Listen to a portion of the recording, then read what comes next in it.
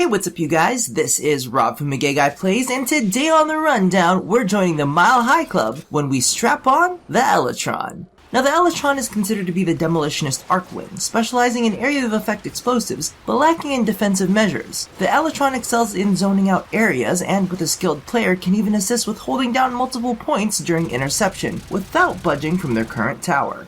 You can pick up the Elytron's blueprint in the market for 40,000 credits, and find its components in Uranus, in the Archwing interception mission. However, if that one's still a bit tough for you, you can pick it up in the Elytron Ultimatum bundle, which includes the Onorix and the Crovis, all pre-built along with catalysts and slots for 514 platinum. Now let's get to sizing up those rockets. Its first ability is Bloomer that releases a remotely detonated sticky explosive with a bit of a tracking arc. Just note that its tracking is nowhere near as good as the Buzzlock, but it will attempt to seek a nearby target. Of course, since it is remotely detonated, you can just keep an eye on it and blow it up when you see fit, especially since its explosion has a substantial area of effect. Think of this as the Space Penta, just nowhere near as powerful, but at least it doesn't deal any damage to you if you manage to fuck it up. Now, as it stands, its base power doesn't seem to do too much damage, but it is a nice way to soften up clusters of enemies before you engage. Its second ability is Core Vent. The Elytron begins to release a trail of gas in order to remove lock-ons and to help evade enemies. Now, I'm gonna be honest with you. Mechanics-wise, I have no clue how this works, and in fact, some people are saying that it doesn't work.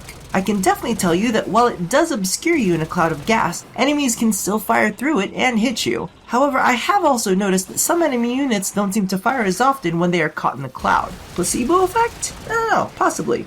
Its next ability is Thumper, which deploys a remotely activated beacon. Once activated, it deploys an extremely large sphere which continuously pelts the area with small explosions. Think of this as Elytron's version of Hydroid's Barrage. This is probably my favorite ability of the bunch. You can use it to zone out the area, giving you the upper hand as Thumper slowly wears down the opposition. It also has a 45-second base duration, meaning as long as you have enough energy to do so, you can easily lay down several in the same area, or help control multiple zones. Its last and final ability is Warhead. The Elytron launches a player-guided rocket that upon impact deals damage in a massive area of effect. Now, when I say massive area of effect, I mean massive. Warhead's AoE is more than enough to clear out every core in a sabotage mission. However, do keep in mind that this missile explodes on impact, cannot be remotely detonated, and can deal a little damage to you. As it's pretty difficult to land this on a specific target, especially at longer ranges, it's much easier to target structures. Now, while it's marked with a small friendly blue triangle, in the heat of battle it can get a bit lost,